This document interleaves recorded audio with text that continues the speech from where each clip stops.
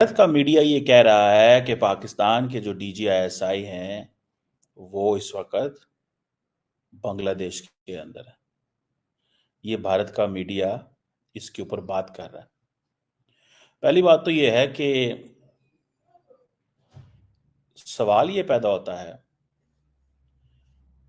कि पाकिस्तान को तो अभी ऐसी कोई इंफॉर्मेशन नहीं है। मरमर पर अपने राजों को छुपाए हुए है। एक ऐसी जगह जहां तारीख और तकदीर का संगम होता है। उसकी सरसब्ज धूप में चमकती रेत, बहरे ओमान की गहरी लहरें और वो कदीम बंदरगाह जो वक्त की धुन में छुपी रह गई, एक सहर अंगेज कहानी की मानिंद गवादर की रूह में सरायत कर चुकी है। स्टेट ने अपनी तैनाती के पहले दिन ऑस्ट्रेलिया के, जापान के और इंडिया के वज़ीर ख़ारजा के साथ मुलाकात की है। नमस्कार दोस्तों, जहां भी पाकिस्तान को भारत के खिलाफ टेररिस्ट ऑर्गेनाइज करने का मौका मिलता है, वहां पर पाकिस्तान की फौज पूरा जोर लगा देती है, क्योंकि भारत और बांग्लादेश के रिश्ते इस वक्त काफी ज्यादा खराब है। यही कारण है कि पाकिस्तान का आईएसआई का चीफ चुपचाप बांग्लादेश पहुंच जाता है और इसकी खबर दुनिया के किसी भी मीडिया में नहीं पड़ती, लेकिन भारत ने इसकी सच्चाई सामने ला करके रख दी है, क्योंकि पाकिस्तान भारत के खिलाफ इस वक्त बहुत बड़ी साजिश रच रहा है। कि पाकिस्तान के डीजीआईएसआई वहां पहुंचे हुए हैं।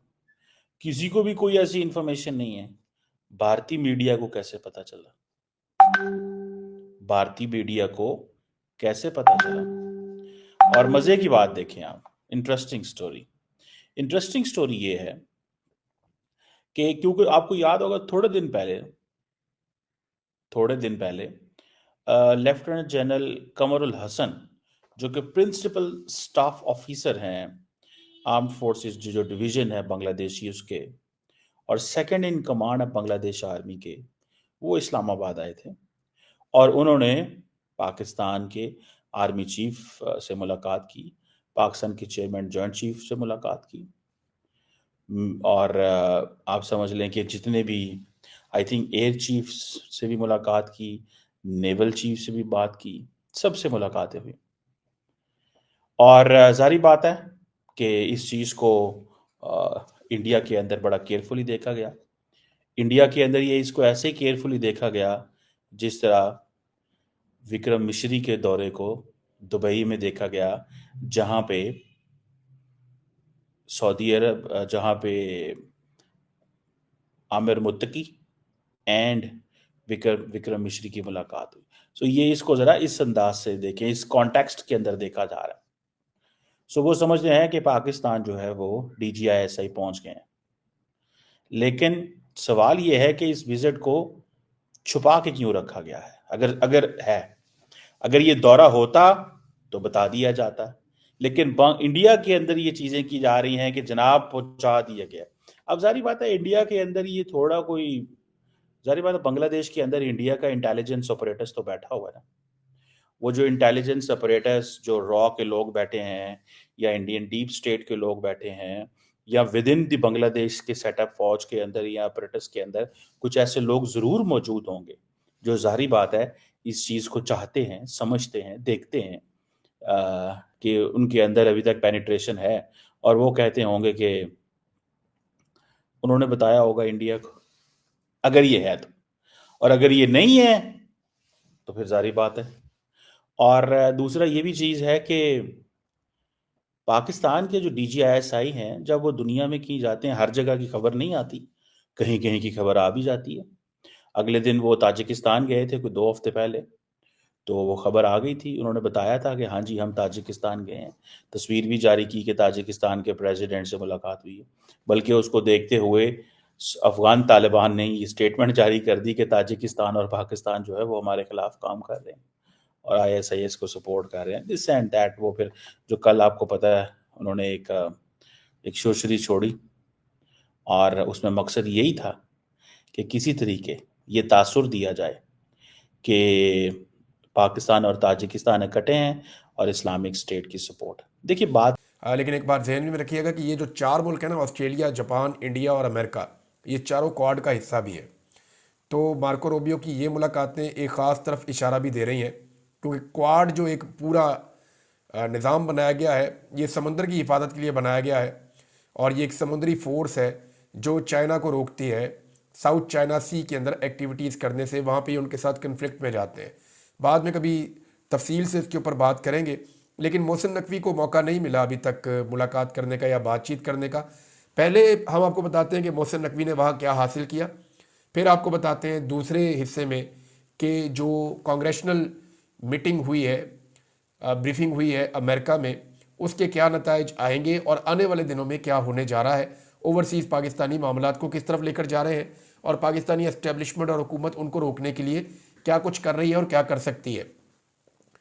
ये मोहसिन नकवी की नाकामी का यहाँ से आपको अंदाज़ा हो जाना चाहिए कि हुसैन हक्कानी जो नॉर्मली इस वक्त इस हुकूमत के बहुत करीबी हैं और हुकूमत की तारीफ़ें करते हैं, इमरान खान साहब के सख्त तरीन नाक़िद हैं, हुसैन हक्कानी साहब भी मजबूर हो गए ये कहने पे कि कोई ज़रूरत नहीं थी, ये गैर ज़रूरी है जो मोहसिन नकवी ने किया है।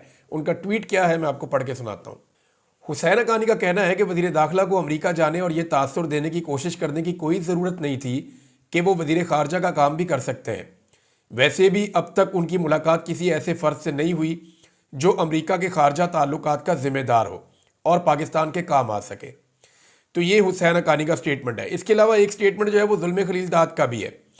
ज़ुल्म खलीलदाद समझ रहे हैं कि पाकिस्तान को बहुत नाकामी हुई है, पाकिस्तान को इमरान खान साहब को आज़ाद रखना चाहिए था, और इस बारे में ज़ुल्म खलीलदाद ने बड़ा क्लियर एक स्टेटमेंट दिया कि अगर इमरान खान साहब बाहर होते तो वो ज़रूर मेहमान ख़ुसूसी बनकर जाते या मेहमान बनकर जाते इस तकरीब हलफ बर्दारी में, क्योंकि डोनाल्ड ट्रंप इमरान खान साहब की बहुत तारीफ़ करते हैं। ज़ुल्म खलीलदाद ने कहा कि भारत के वज़ीर जयशंकर ने सदर ट्रंप की हलफ बर्दारी की तकरीब में शिरकत की, वो तो पहली लाइन में सामने ही बैठे हुए थे। अगर इमरान खान जेल में ना होते तो मेरा मानना है कि वो इस नहायत अहम तकरीब में मेहमान ख़ुसूसी होते। ये पाकिस्तान के लिए एक बड़ा नुकसान है। इमरान खान को रिहा करें और पाकिस्तान को तबाही से बचाएं। अब मामला ये है कि इस वक्त पाकिस्तानी एस्टेब्लिशमेंट ने और हुकूमत ने पूरी कोशिश की है कि 22 तारीख को जो कांग्रेशनल मीटिंग हो रही थी उसको किसी तरह रोका जाए या उसको नाकाम किया जाए। जब ये मीटिंग स्टार्ट हुई तो वहाँ पे ओवरसीज़ पाकिस्तानी पहुँच गए, कुछ जर्नलिस्ट हैं वो पहुँच गए, कुछ गैर मुल्की जर्नलिस्ट हैं वो पहुँच गए, कुछ बैनुल अक़वामी तंजीमें हैं जैसे कि एमनेस्टी इंटरनेशनल है, वो लोग वहाँ पे पहुँच गए, और सेनेटर्स भी वहाँ पे पहुँचे। सेनेटर्स ने वहाँ पे इससे खिताब भी किया मीटिंग से, और उनके सामने तमाम तफसीलात रखी गई। ये वो तफसीलात हैं कि जो कुछ भी हुआ पाकिस्तान में रजीम चेंज ऑपरेशन के बाद से लेकर अब तक, और ख़ुसूसन बताया गया कि 26 नवंबर को जो इस्लामाबाद डी चौक में कत्लेआम हुआ वहाँ पे क्या हुआ है। एक तो मुईद पीरज़ादा साहब ने बात की है, वजाहत साहब ने बात की है, और वहाँ पे डॉक्टर शहबाज गिल भी मौजूद थे। ओवरसीज़ पाकिस्तानियों की एक बड़ी तादाद थी, ख़वातीन भी वहाँ पे मौजूद थी, लेकिन 2 आउटसाइडर्स वहाँ पे आ गए जिनको वो ओवरसीज़ पाकिस्तानी नहीं जानते थे, और उन्होंने आइडेंटिफाई कर लिया कि ये बंदे यहाँ पे भिजवाए गए हैं ताकि इस प्रोग्राम को ख़राब किया जाए। अच्छा, अब मैंने जब ओवरसीज़ पाकिस्तानियों से बात की तो उन्होंने कहा कि ये बंदे 2 तरह के उनके मौक़िफ़ हैं। कुछ लोगों ने मुझे ये बताया कि ये बंदे जो पाकिस्तानी एम्बेसी है उन्होंने प्रोग्राम को ख़राब करवाने के लिए भिजवाए थे, और कुछ लोगों का कहना है कि ये बंदे नून लीग ने भिजवाए थे। अब बंदे जिसने भी भिजवाए थे पुलिस ने उठा के उनको वहाँ से बाहर निकाल दिया, यानी जब निशानदेही की गई कि ये बंदे आउटसाइडर हैं, इनका इस प्रोग्राम से कोई ताल्लुक नहीं है, ये इस प्रोग्राम को ख़राब करना चाहते हैं, तो उन लोगों ने वहाँ रोला कप भी डाला। लेकिन उसके बाद पुलिस आई, पुलिस ने उन बंदों को उठाया, और सार्जेंट एट आर्म जो है उन्होंने उठा के उन बंदों को बाहर निकाल दिया। अब वज़ीर दाखिला वहाँ पे मौजूद थे, लेकिन इसके बावजूद ये प्रोग्राम हो जाना और ये एक कामयाब प्रोग्राम हो जाना, ये अब एक मसला बन जाएगा मौजूदा हुकूमत के लिए। देखिए, ये चीज़ें 1 या 2 दिन में होनी नहीं है, ये ओवरसीज़ पाकिस्तानी भी जानते हैं और पाकिस्तान की हुकूमत और इस्टेब्लिशमेंट भी जानते हैं। वजह यह है कि अगर हुकूमत ने ज़ोर लगाना है या इस्टेब्लिशमेंट ने ज़ोर लगाना है तो उनको भी महीने लग जाएंगे अपनी चीज़ें सीधी करने में, और ओवरसीज़ पाकिस्तानियों ने ये काम करना है तो उनको भी आहिस्ता आहिस्ता इस काम में आगे बढ़ना पड़ेगा। और ग्रेजुअली देखिए उन्होंने क्या कुछ अचीव किया। अगर आप सबसे पहले ये देखें कि अब तक सबसे पहले एक डोनाल्ड डू की हेयरिंग हुई थी, उसके बाद अमेरिका में एक करारदाद आई थी, फिर जो कांग्रेसमैन हैं उनके लेटर साइन करवाए गए थे, उनसे बहुत सारे 60 से ज़्यादा कांग्रेसमैन ने लेटर साइन किया था। फिर उसके बाद जो है वो अब एक और कांग्रेशनल मीटिंग हुई है, हेयरिंग। तो दोस्तों, पाकिस्तान हमेशा से भारत के खिलाफ बड़ी तादाद में आतंकवाद को सपोर्ट करता है। यही कारण है कि पाकिस्तान इस वक्त बांग्लादेश को काफी ज्यादा अपना रहा है, क्योंकि पाकिस्तान को इस वक्त बांग्लादेश में पूरी जगह खुली मिल चुकी है, क्योंकि हसीना की सरकार जा चुकी है और मोहम्मद यूनिस बांग्लादेश का प्रधानमंत्री बना बैठा है, जो भारत के लिए बहुत बड़ा खतरा बन चुका है, क्योंकि वो लगातार पाकिस्तान के साथ अपने रिश्तों को तेजी से आगे बढ़ा रहा है, जिससे पाकिस्तान पूरी ताकत लगा रहा है कि वो भारत के खिलाफ किसी भी तरीका से टेररिस्ट ऑर्गेनाइज करे, और क्योंकि पाकिस्तान बांग्लादेश की तरफ से भी भारत में बड़ी तादाद में आतंकवादी भेजना चाहता है, क्योंकि पाकिस्तान की आदत हमेशा से आतंकवाद को सपोर्ट करने की रही है। लेकिन भारत पाकिस्तान के मंसूबों को पूरी तरीका से नाकाम बना देता है, क्योंकि भारत का पहरा इस वक्त इतना ज्यादा खतरनाक है कि पाकिस्तान भी इसमें पूरी तरीका से दब जाता है। पाकिस्तान अपने आतंकियों के मंसूबों को पूरी तरीका से कामयाब नहीं कर पाता। जिस तरह से भारत की फौज लगातार पाकिस्तान द्वारा ऑर्गेनाइज किए जा रहे आतंकियों को ठोंक रही है, उससे पाकिस्तान इस वक्त काफी ज्यादा बौखलाया हुआ है। यही कारण है कि वो इस वक्त बांग्लादेश में बड़ी तादाद में जगह की तलाश कर रहा है। आपकी क्या राय कमेंट में जरूर शेयर करें। यदि आप चाहें अपने चैनल को सब्सक्राइब करें, वीडियो पसंद आए तो लाइक करें, कमेंट करें और शेयर करें। जय हिंद, वंदे मातरम।